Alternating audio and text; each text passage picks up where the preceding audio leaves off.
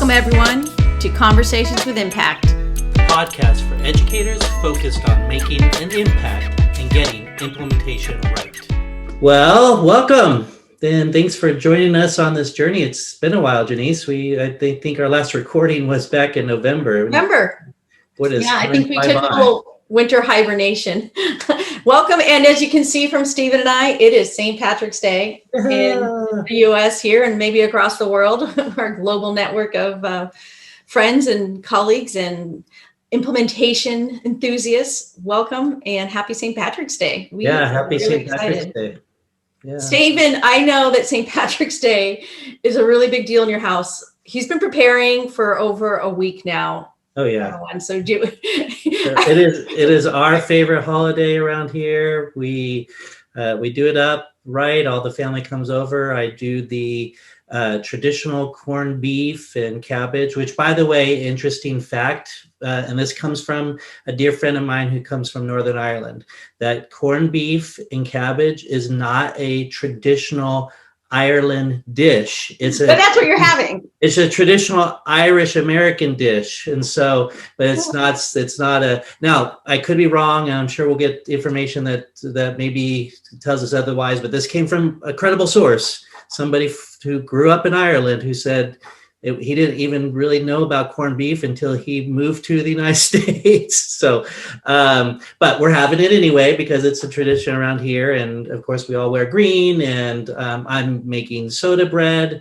I'm making two kinds of soda breads, actually. I'm making a traditional soda bread and I'm making a brown molasses soda bread. Ooh, so that sounds tasty. And then, of course, all the desserts and the drinks that go with that as well will be part of our festivities. And my whole family all my family are healthcare workers, so they've all been vaccinated. I've been vaccinated, so this will be actually our first get together with my children and to actually, celebrate this event. So we're super excited about that. So there'll be about 8 of us together, and we're still under the threshold of 10. So we're good.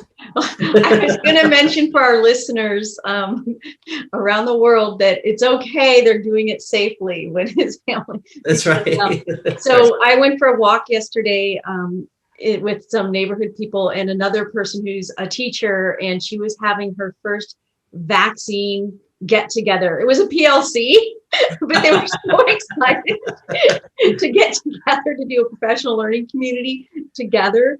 And they were doing it actually at her house. And it was like, everyone had their vaccine passport. So there's these vaccine passport events that are happening. So I think you have vaccine passports to your first St. Patrick's Day party. I'm excited about that. Well, and just to note, just a quick little piece, and we'll get into what we want to talk about today, but I have a grandbaby that should be born any day now. So if my son and daughter-in-law do not show up to tonight's dinner, we know where they're at.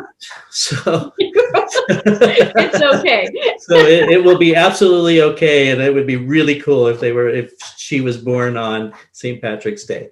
So, with the last name of Carney, we're very proud of our Irish heritage and super excited about having a new Carney added to the family. So any day. Well, that's great. Yeah. I know my last name is Pizzuto, so you probably think she has no Irish in her. But actually, it is. My husband is Italian Irish. And so we do definitely have quite the Irish celebrations when it comes around. Everybody likes to be Irish for that one day a year, and we embrace that. His mother definitely makes sure that we kind of stay true to her roots, and that way she's the. It's funny they even said that, because my friend who's from Northern Ireland, he says, when I moved to the United States, everyone came up to me and told me about their Irish, heritage. He's like, it seems like everybody's Irish in America, At least when they want to be for that day, at least, right? Listen. It's been hard, and we need some positivity. So I think that we would hope that everyone who's listening got to have some joy and happiness. We all need to find those moments and embrace them. So that's what we're both going to do. Yeah. And then totally. I'm even wearing my bow tie. Yeah, and I've got my little Irish scarf going on here. Good. Well, Great. we've been thinking about a lot lately. We've had, Janice and I have had a lot of conversations over the last couple of months, and a lot of things are surfacing and on our mind. Um, uh, I know that I'd love to share some of the things that are on my mind. What's on your mind, Janice, when it comes to this topic of Stephen, you're implementation? right. There's been a lot on our mind. So we're going to call this segment, What's on Your Mind? What's on your mind? So Stephen says, Hey, Janice, what's on your mind? I don't know. I was wondering, Stephen, if people even know why we're in this work of implementation, right? We're Impact Learning and Leading Group, and our focus is on helping people move from hoping it happens to making it happen, which is really under that umbrella of getting implementation right. Yeah. So yeah, that could be a really good, powerful conversation. Let's just talk about why we chose implementation as an area of focus for our work in supporting schools and school districts. Yeah, good. Well, another thing that's been on my mind is schools are starting to reopen. We're working with a number of schools who are reopening, and what's starting to surface, or what's been surfacing, is that knowledge about this gap of learning that we need to close exponentially. The research is pointing to that there's an average of 3 to 14 months of learning gap, K-12, and how do we close that gap so that our kids aren't paying the price later down the road when they're struggling through their academics and their learning. So, and of course, we know the long-term effects if we can't close those gaps as well. So how do we close those gaps? So it's made me think about, what are the, how are we accessing the evidence-based practices that are out there? I mean, it's really clear. We have a lot of research and a lot of evidence about what works in education. Are we going to spend the time right now to really identify what are those evidence-based practices that we know that work and will actually help expedite closing that gap? So it's a thought of mine, it's a concern of mine. I really hope that schools really spend time on that. And I really would like to talk about at some point why that's important and how do we do that? Wow, that really lines up with something that I've been thinking deeply about, especially like right now. It's spring. We're thinking about what's it going to look like, trying to get, in across the globe, we're in various places with kids being in person and remote or hybrids, but really thinking about everyone has had a pause.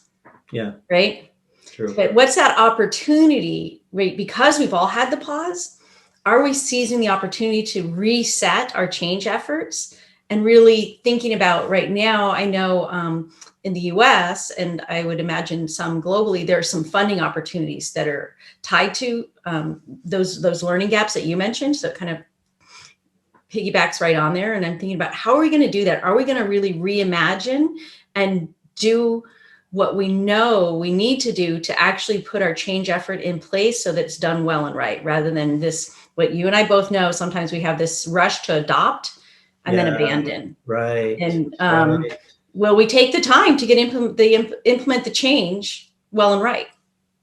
Yeah, I think you really bring up a powerful point, is that whole piece about adopting and rushing to adopt, and will we take the time to spend as much time on how we're going to implement it as we do on what we're implementing? Yeah. So a good question, and something I think could be very powerful for us to talk about. So let's make that part of our conversation as well. And that makes me think then, why is it that historically in education, we've kind of skipped the comprehensive part of implementation, meaning we adopt something, we maybe train folks, but we really don't do well on the implementation piece of that. And we end up in a year to 3 years abandoning whatever program or strategy that we adopted and spent a lot of money on. So how do we, what's getting in the way of that? Why aren't we doing that well in our profession? And it makes me think that, I remember my principal training program. You remember your principal training program. We learned a lot about leadership. We learned even a lot about change, but I don't remember a lot of the focus being on that core component of change, which is quality, effective implementation and the science behind effective implementation. And No. so I didn't leave my program with a set of competencies or understanding around implementation. It wasn't until, I started working in schools on a kind of a broader span that I began to see that implementation was kind of the core problem. But I think we really need to think about how do we build implementation literacy in and with our leaders and our teams and our school systems, and what comprises of implementation literacy.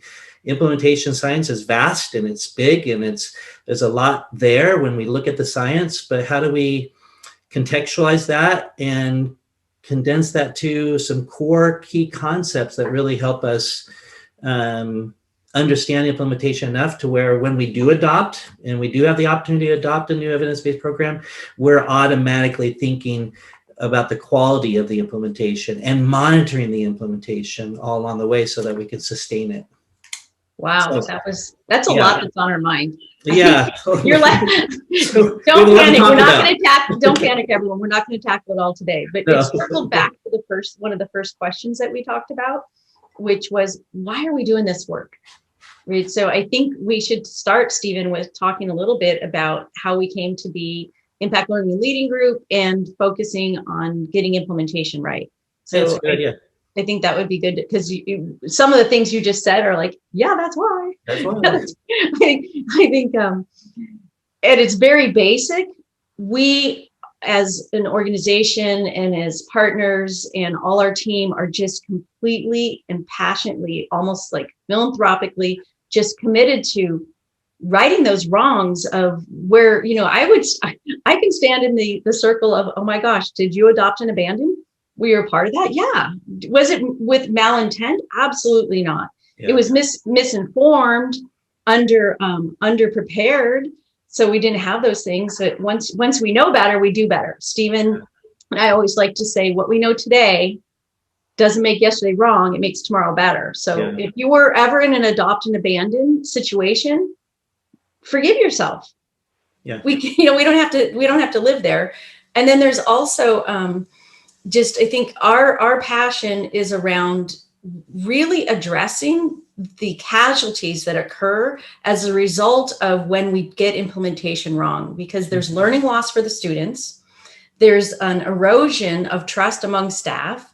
There is a lack of a waste of resources. When you buy a math curriculum or a new reading curriculum and you spend all the money to get the materials, get people an initial training and make some agreements on our loose tight. And then, a year down the road, or even sometimes 6 months or 2 years down the road, you walk into classrooms and you see it shrink wrapped on the shelf. Mm-hmm. That's not good for kids. Mm-hmm. It's not good for the staff. It's not good for your community. And it was really damaging to our learning systems and our learning organization. So when we adopt any change initiative, Steven and I have just seen it go awry so many times, and all of our efforts toward consulting and supporting schools and districts across the nation and globally, when you unpack some of the problems they come to us with, it's not a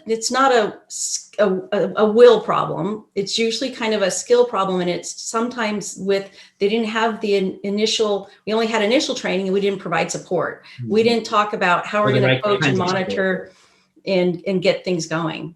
So that was kind of a quick from me, but what do you think, Steven? Why are we doing this? Yeah, and again, I'm sorry to interrupt there. I was just adding, and sometimes you talk about maybe they didn't get the support, or maybe they didn't get the right kinds of support. We missed the support piece of that, right? So did we provide the right kind of coaching, the right kind of professional learning? Was it ongoing? Was it based in, where the gaps of implementation are? So there are a lot of elements to that make the supports work.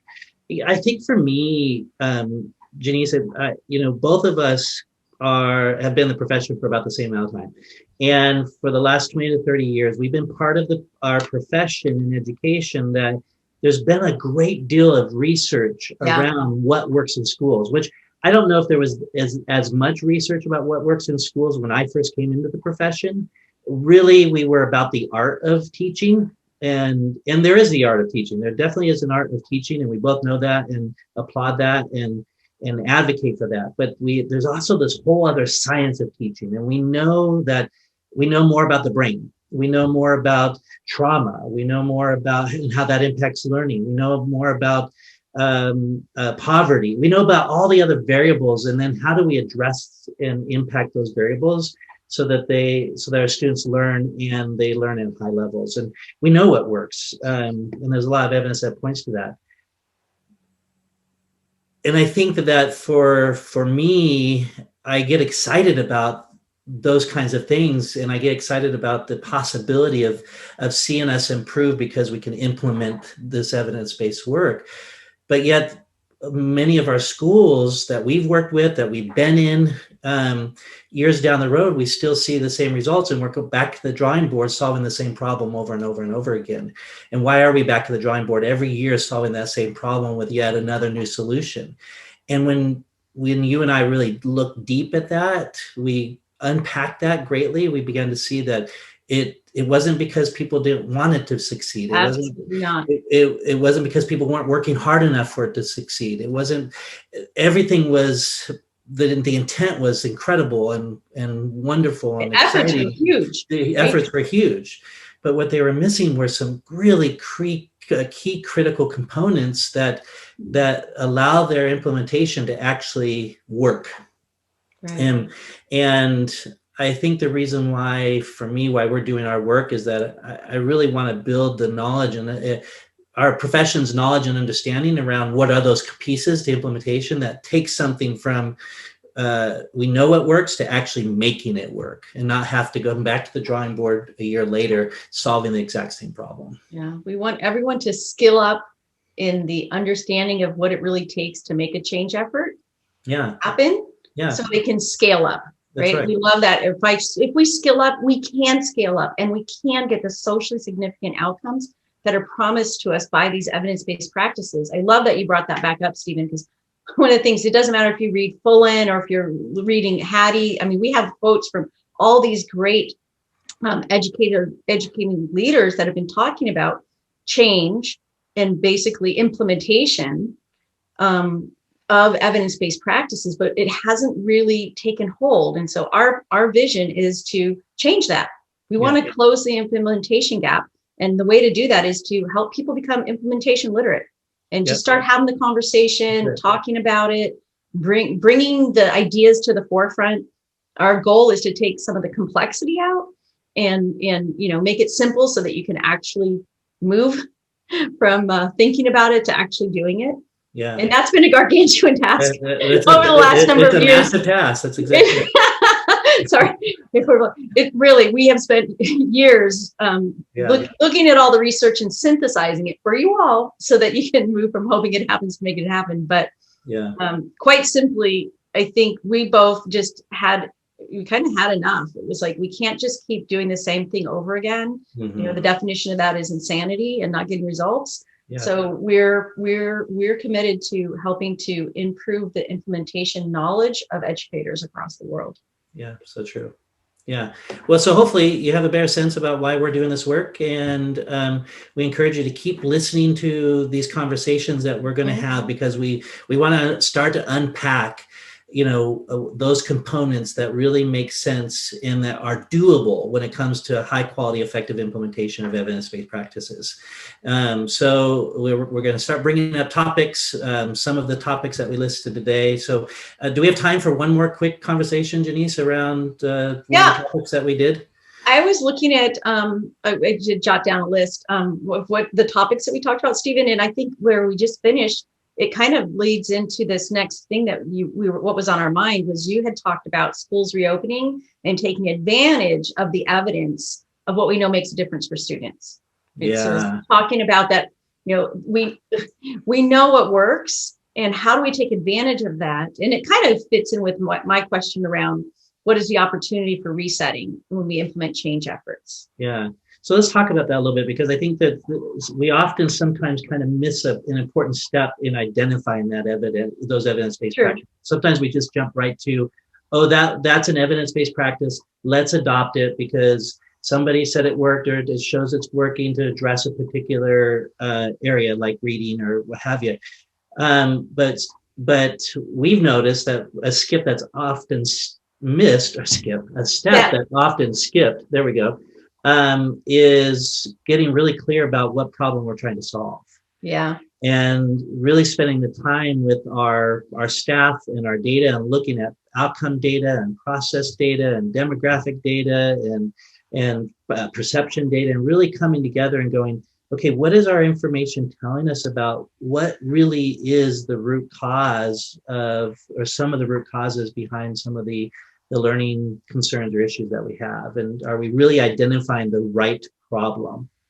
It's a silly metaphor, but really, just because those genes fit for you doesn't mean they're going to fit for me. We have different body shapes. We have different. Right. Yes, they both have legs. We both need 2 legs because we have that, and we might both like pockets. But it does need to be contextualized. So when we find people starting to adopt, a new evidence-based practice, it might be a great practice, but is it what you need?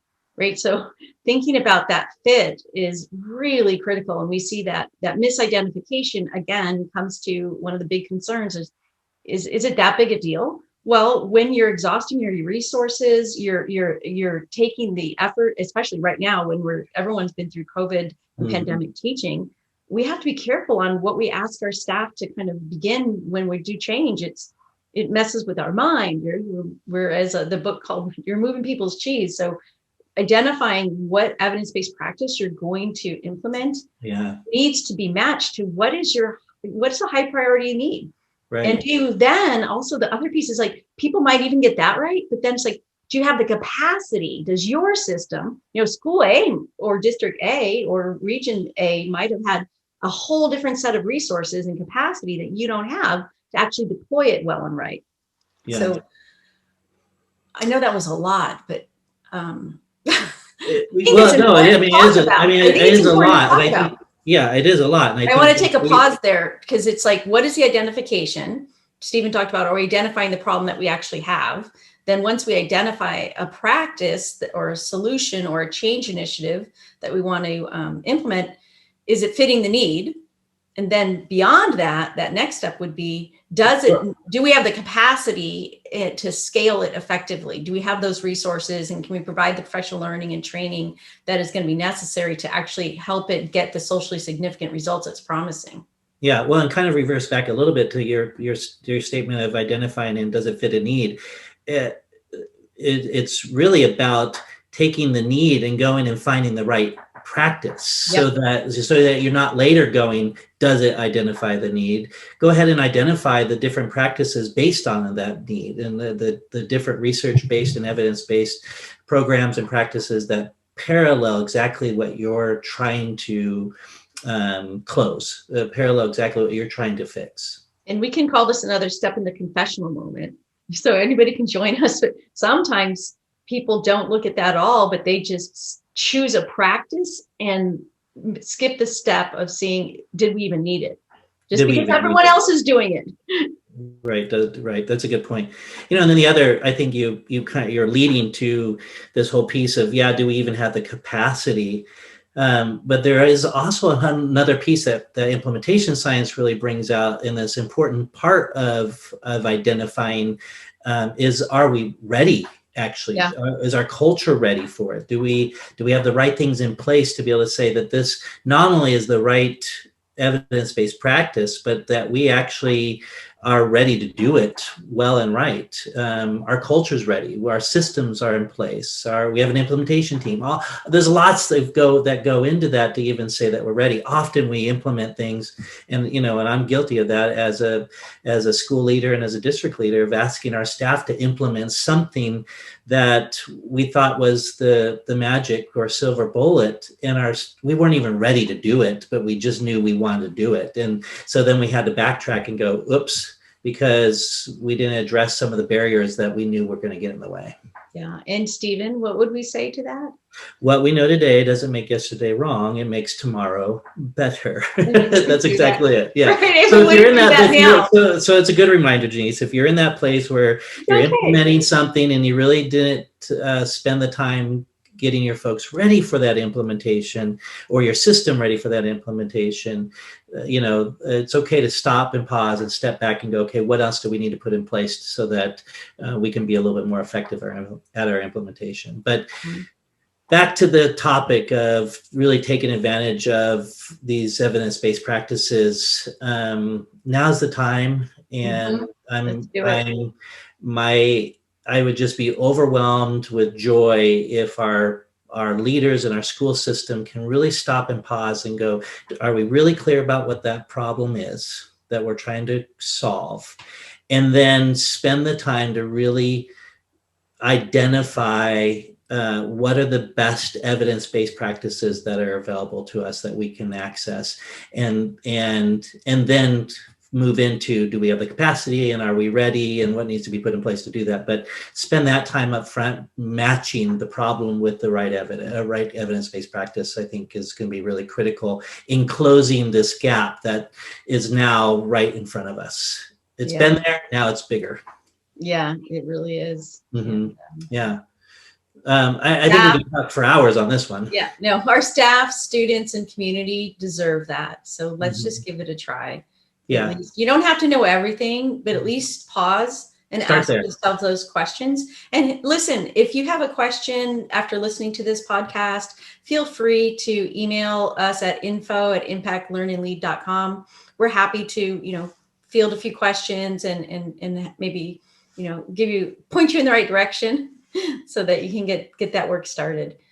So, maybe we can recap a little bit and just kind of give a couple key points here, Jenice, in that conversation and that topic is one, do the legwork of collecting the right kinds of data to determine what the problem is. It is a little tasking in the sense that you do have to collect that information, but the closer you can get to identifying that gap and that problem and why that problem exists, the better tools you'll have to be able to identify the right evidence-based practice to help solve that particular problem. So start there, and feel free to contact us if you need tools and resources to kind of help you begin to explore that and move into that journey. And then do the work with your team, and your team should include implementers. Do the work to actually then research out what are the best evidence-based practices that are out there, and or programs, if you're looking for a program or a product or what have you, that meet that particular need, and use that as your measurement tool to make your alignment more succinct. And make sure you have the capacity so you can skill your staff up to scale up that evidence-based practice before you move forward. Yeah, and if you don't, then use that as a readiness piece to start to build your capacity. What do you need to build? What do you need to put in place to build that capacity? And those are all things that if you start that conversation now, you could be ready to implement something as early as fall if you kind of do those pieces first right now. Yeah, good. Because now's the opportunity. Now's the opportunity. We would like you to seize the opportunity, reimagine. Let's get things right. Whatever change initiative you do take on as you think about your hybrid and your remote and your in-person learning, think it through and implement it well and right. So Jenice, I'd like to talk our next podcast, and we're going to try and do them way more frequently than we did in the beginning of this past year. But I would love to talk about at our next podcast or our next conversation together is let's talk about this concept of implementation literacy, and let's talk about what are the kind of the key things that we think leaders, teachers, otherwise we refer to them as our implementers, implementation teams, leadership teams, anybody who's kind of in charge of leading change. What are those implementation competencies? What are the knowledge and understandings that we need to have so that no matter what initiative we launch, no matter what product we purchase, program we implement, practice we ask people to implement well and right, we have the right knowledge to help move that forward. So what is implementation literacy, and what are the pieces we believe people should know and understand about implementation to do that? So you want our next Conversations with Impact to be about implementation literacy. I think. Well, yeah, you said that in like 5 words, and that took me, yes, that's exactly it. So absolutely. We'll do that. I think, hey. Let's start that conversation. We did put out there, if you're interested, we did put out there on Twitter and Facebook, and we did put out that question of what should be included in implementation literacy, meaning what does it mean to be implementation literate? Yeah. We put that question out there. Go to our Twitter feed and our Facebook feed and give us your feedback. What are your thoughts about what does it mean to be implementation literate? I think the more we can include folks into this conversation and start to really dialogue about what it means to be implementation literate so that you can start to build your implementation literacy, I think we'll have some big wins down the road. Yeah. So, and we'll bring back, when we have our next Conversation with Impact, we'll bring back some of that feedback from you, our audience, and use those points.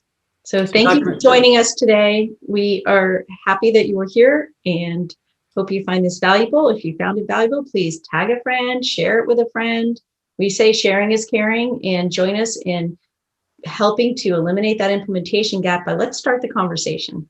Hey, Jenice, one more thing to add to our closing thing, and that is that we have a K-12 implementation summit coming up. So if you want to start your implementation literacy journey, this is a great place to start that journey, where you'll learn lots about high quality and effective implementation and how to make implementation more active and effective in your workspace.